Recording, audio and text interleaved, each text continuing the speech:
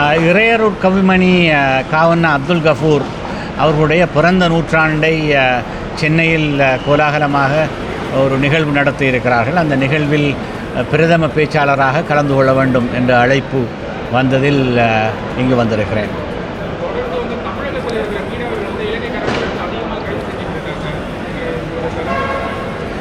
உண்மையில் கவலைக்குரிய விஷயம்தான். இருந்தாலும் எங்கள் நாட்டு மீனவர்கள் அடிக்கடி ஆர்ப்பாட்டம் செய்கிறார்கள். தங்களுடைய பிரதேசத்து மீன் வளங்கள் சூறையாடப்படுகிறது என்று அரசுக்கு அழுத்தம் கொடுக்கிறார்கள்.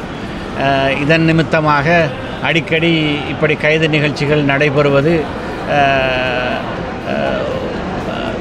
விலாவாரியாக நடப்பது சர்வசாதாரணமாக இருப்பது எங்களுக்கும் கவலை தருகிறது.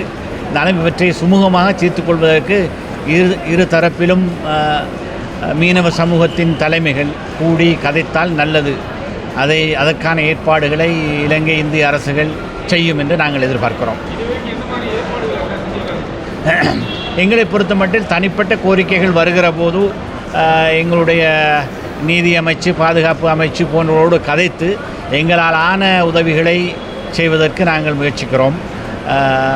சில நேரம் நீதிமன்றங்கள் ஊடாக நடக்கிற விவகாரங்களில் சட்ட ரீதியாகத்தான் தலையிட வேண்டி வரலாம். இதன் காரணமாக அரசியல் தலையீடுகள் ஒரு குறித்தளவு தாக்கத்தை தான் செலுத்த முடியும்.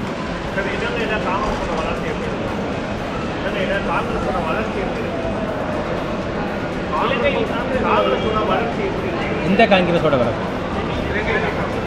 இவங்க தான் இலங்கை காங்கிரஸ் தலைவர்.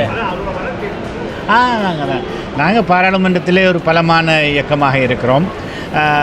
மீண்டும் ஒரு பாராளுமன்ற தேர்தல் இவ்வருடம் நடத்தப்படலாம். இல்லை என்றால் நாட்டிற்கான அதிபர் தேர்தல் நடத்தப்படலாம். எது முதலில் வரும் என்று தெரியாது. எது வந்தாலும் மீண்டும் எங்களால் ஆட்சியை கைப்பற்ற முடியும் என்று நாங்கள் நம்புகிறோம்.